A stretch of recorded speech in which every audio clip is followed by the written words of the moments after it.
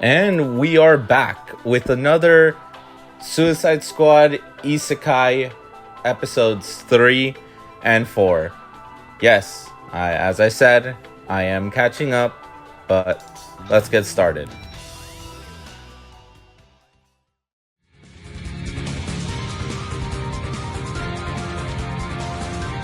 Alright then, so for episode 3, we basically get a bit of a flash forward into a battle, with it being interestingly the Knights versus now a wolf faction.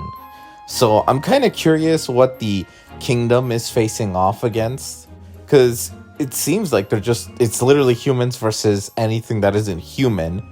But what I liked about this first part was literally Harley Quinn and Deadshot's interactions. I think those two, the way they're interacting here is pretty funny, as they're just commentating on what's going on before we get a slight flashback to all these events that had transpired. That being their big confrontation against this hero knight, one of the Argus agent coming in and attempting to defuse the situation.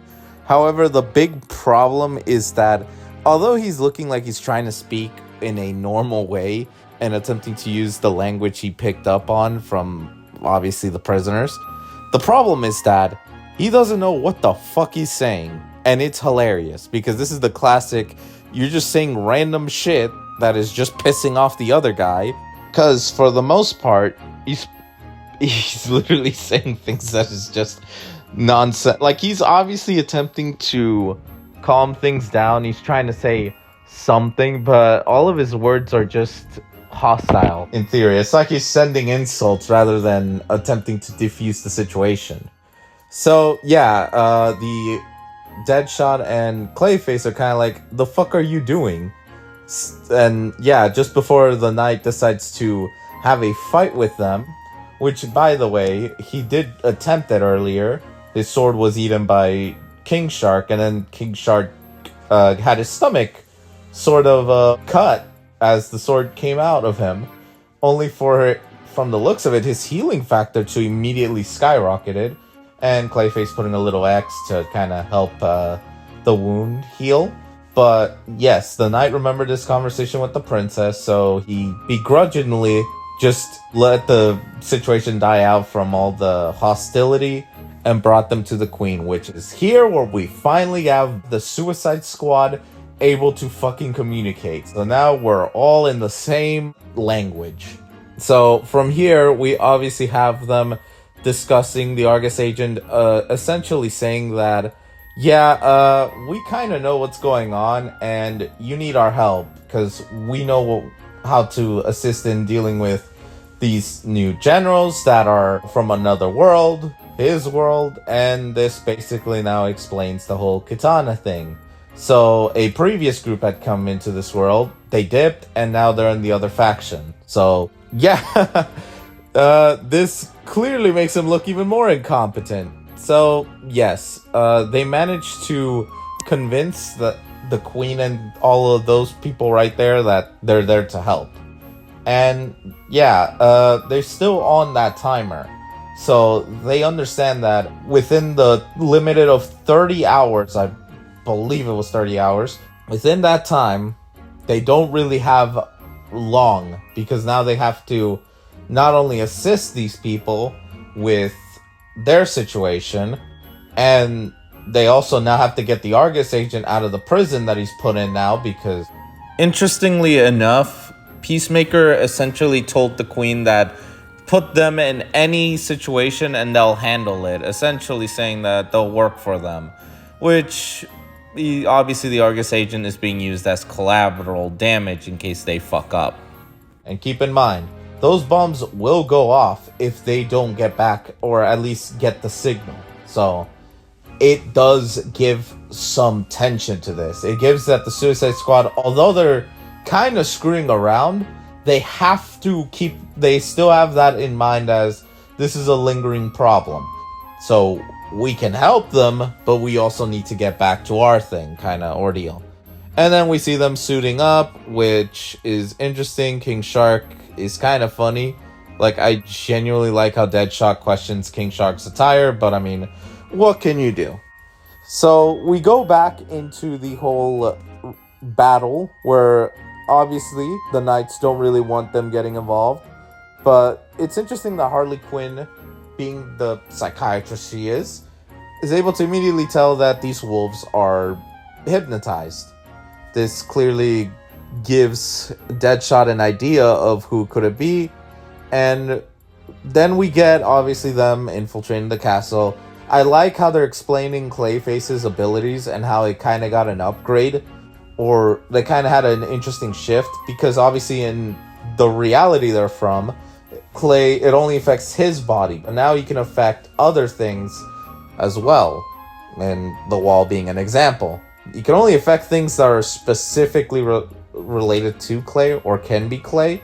So yeah, it's still limited, but I like that they're expanding on the whole magic system with the Suicide Squad kind of having their abilities. Because if you think about it, King Shark essentially had his entire healing factor boosted. So I'm thinking that's related to the magic of this world.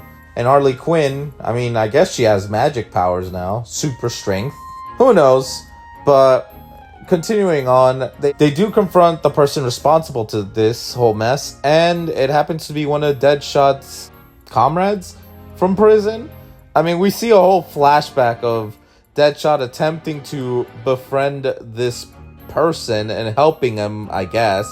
We also... Dude's in a mohawk, that's funny, and he looks so sad. Nah, but he definitely hated Deadshot. And honestly, I like this because it gives more... It's not like just focusing on the whole Harley Quinn and Joker thing.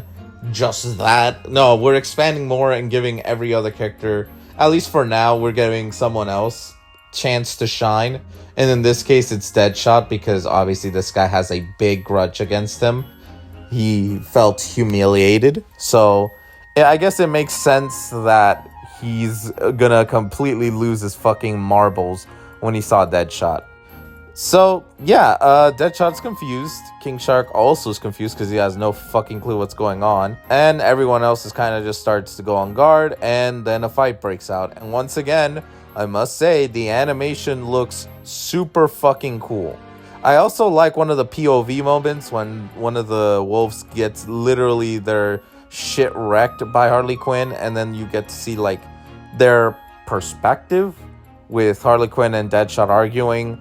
We have this rat man, I guess, powering up these wolves, but obviously that doesn't do jack shit. Peacekeeper is right on the money on taking him out, only for Katana to come in and essentially save his ass. Harley Quinn has a big grudge against her because, yeah, it's her fault that she got captured, separated from Joker, you know, all that fun jazz. Keep this in mind. They had him right there because Clayface's ability, with obviously water involved and the building, combining it with his ability to turn things into clay, really is such a smart thing. I like it when these characters work together and are able to do some crazy things like this. I think that's the beauty, I guess, of what I would think the Suicide Squad could do, is have different characters being able to do some kind of combo thing. But anyway, aside from that, we have obviously the Queen, Princess, and all of the nobles essentially watching from their fucking high ground. Except the Princess, I think she's pretty chill. We have the Knight, obviously super pissed, because obviously the Suicide Squad destroyed like a fucking building. But yeah, they're kind of just saying, we have, like, they walk away. They're obviously, this is just the cliffhanger. They're not gonna just leave on their own because they need the Argus guy. And we end with a Katana and Ratman discussion. So we obviously know who is the rival of who. Ratman is going to go after Deadshot, and Harley Quinn is definitely going to want to kick the fuck out of Katana. So yeah, that was episode 3. Pretty good episode.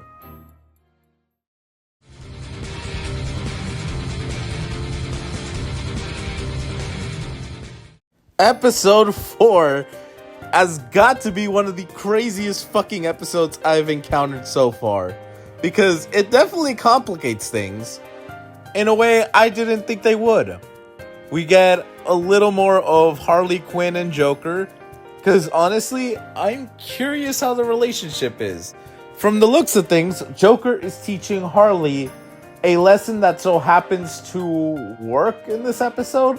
I am a bit confused on what he was trying to... I know it's the whole thing at the end of the episode that he's basically setting up these two groups that are looking for him, basically, the rats, and have them eliminate each other, you know, have the rats eat each other, kind of thing. So essentially, from the looks of things, for this, Harley Quinn is important in this episode in relation to the princess, but she stays more or less in the background. She lets everyone else who can honestly handle the situation take care of it, while she just sits there and allows things to kind of play out. I believe that's the lesson she got. That is the interpretation I got from Mr. Anime Joker. But moving on, obviously we get an interaction with the princess, with Clayface clearly being like the fanboy, which I did got some people saying that he's like this because he's an actor, as well as the Harley Quinn show making him very ecstatic. Here's the thing on my thoughts on that. It's fine, I guess. You can justify having an actor play the role of an isekai character. I mean, sure, I can buy this. My weird thing is, he knows way too much shit for a criminal. Because Clayface is a criminal in the end of the day. Hell, he's in the Suicide Squad. Something I'm positive he's never been in. Or, I don't know. It is still weird, I will not doubt it, especially when villains are able to see medias. I mean, it's fun, don't get me wrong. It's just weird. But yeah, Deadshot's not having that. Harley Quinn obviously has a thing against the princess, calling her weak and shit, which almost feels like a reflection to who she once was. Someone who genuinely cares for people. And then we got an important flashback from the princess, showing what her and her friend from a low status, how this war has been happening for a while, and we've learned that it's decades. So we know that shit's been going down against this empire, and seeing this wolf and the elf obviously with the humans implies that this war has changed factions, and we do see it. The factions in their 6 months, so when Argus finally got involved, a bunch of things happen to where the human side is losing.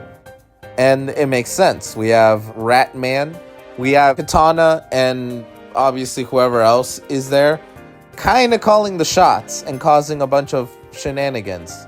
So yeah, the Suicide Squad are there in the meeting. They're clearly getting all this info dump, but it seems like they figured out a plan. Deadshot, for this video specifically, he's the main character, considering he has a thing against the Rat Man because of the whole thing that happened in prison and all that. Even though I love it, Deadshot, I mean, he was acting a bit bullyish, but I could see that he was genuinely trying to care for his fellow inmate. Like, that's fine. It's just... So, yeah, you basically, as this grandiose plan of luring the Rat Man with, obviously, the assistance of the prisoners, which I love that they can now communicate. Harley Quinn, her very extroverted attitude, kind of is able to win over these prisoners. And honestly, I kind of find Harley Quinn very funny when she's just acting all crazy nuts, yet fun. Like, that's what I like it. It just seems like the dynamic with Harley is, if it involves Joker, her attitude goes completely whatever the hell Joker's mood is. But when it's her, she's genuinely just there vibing, having fun. But yeah, Clayface sets up the barriers. The Knight obviously has a moment with the Argus soldier because the two are basically very stressed out, because the Suicide Squad are people that stress people out a lot. So I like seeing those two kind of bonding. And then we have the main goal. The Rat Man uses his staff to try to control all of the wolves. It backfires because the thing is, Deadshot had this plan. Prompt, make your enemy make a move, and that exact move is what you need to counter, which was destroying the thing that was controlling the wolves. And yeah, he was fucked. Like, the dude has a shit ton of them that are going to not only beat the ever-living crap out of him, but probably just kill his ass. And yeah, that is the main beats of this episode, with obviously them able to leave because now the queen can't really go back on this work. The last time they blew up a whole fucking building. This time they genuinely didn't do jack shit from one's perspective. And yeah, I don't think any of them were expecting a surrender of that amount because let's be real, the wolves are not necessarily evil. It's just that probably were just mind controlled the whole time. So yeah, kind of sucks because as we were told in the flashback, they were the loyal subjects to the kingdom. And I guess it hurts for the princess more because one of her friends from the flashback was a wolf man or a wolf boy at that time.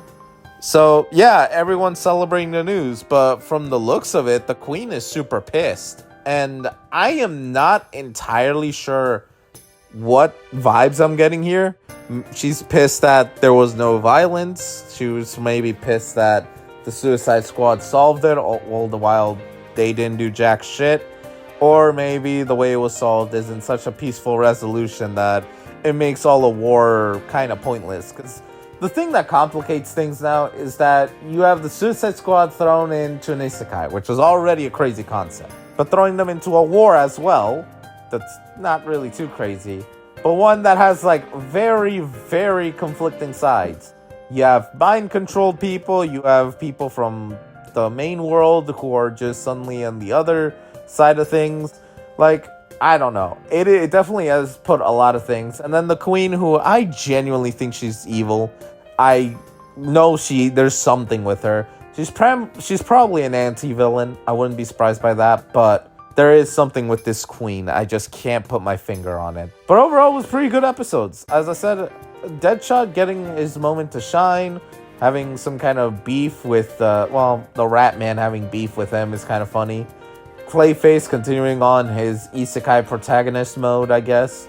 King Shark kind of just vibing there. Pretty funny. And then Peacemaker. I'm kind of wondering when they're going to utilize Peacemaker like as a main focus. You see, the thing is, I am excited about this. I have my doubts a little. I have questions. I kind of can criticize a few things. This is still criticizable. She should not be fucking dancing. In no world did I wanted to see Amanda Waller dance, especially like this. What is she trying to fucking copy? Mashal? Like, come on. I don't know what to think of this. This is so fucking weird. But not the point. The point is, both of them were good. 8 out of 10 together.